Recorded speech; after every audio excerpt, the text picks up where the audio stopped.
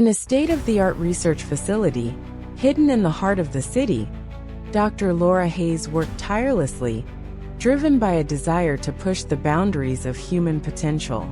With her innovative team, she aimed to create a virus that would enhance human physical abilities. Days turned into nights as Laura and her colleague, Mark, experimented with the virus. They tested it on lab rats, amazed by the results. The animals became faster, stronger, and more agile. Excited by their success, Laura decided to test the virus on a small group of volunteers. The initial results were astonishing.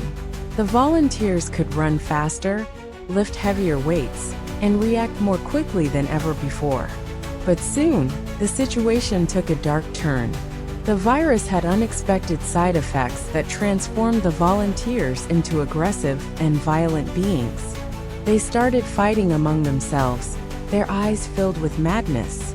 The chaos spread quickly, as news reports flooded in of violent outbreaks in various neighborhoods. Laura felt a cold chill of dread wash over her. What had they unleashed?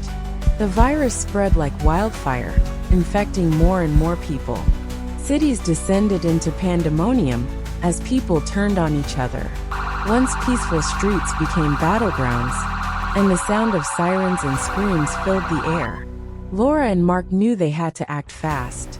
They gathered their research and set out to find a way to stop the virus before it was too late. They faced numerous challenges as they moved through the city. Groups of infected individuals roamed the streets, their faces twisted in rage. Laura and Mark ducked into alleyways and climbed through abandoned buildings to avoid encounters. Every corner they turned felt like a potential trap. As they searched for a solution, they stumbled upon a group of survivors.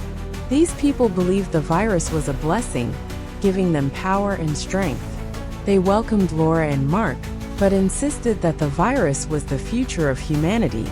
Laura felt a deep sense of unease. She knew the truth. The virus was destroying lives, not enhancing them. The survivors tried to convince Laura and Mark to join their cause, but they refused. They couldn't allow the virus to continue spreading. Instead, they shared their research with the group, hoping to find allies in their fight. However, as the sun set, tensions grew. A faction within the group wanted to harness the virus's power, even if it meant sacrificing their humanity. The situation escalated into violence, and Laura and Mark had to escape. As they ran, they witnessed the horrors of their creation. Infected individuals fought each other in the streets, their minds consumed by rage.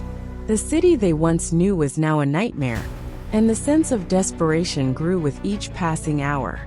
Finally, Laura and Mark reached the lab again, determined to create an antidote. They worked day and night, racing against time. The weight of the world pressed on their shoulders, as they realized they were the architects of this destruction. Could they make things right? As the final ingredients for the antidote came together, they heard sirens blaring outside.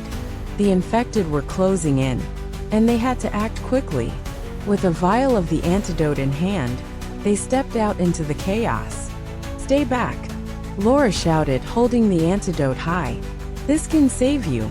But the rage-filled eyes of the infected were fixed on them. In that moment of tension, Laura and Mark knew they had to make a choice. They could run or stand and fight for the future of humanity. With resolve, they chose to confront the horror they had created. Would they succeed in stopping the outbreak, or would their discovery lead to the end of civilization? As they faced the chaos, one thing was clear: the battle for survival had just begun.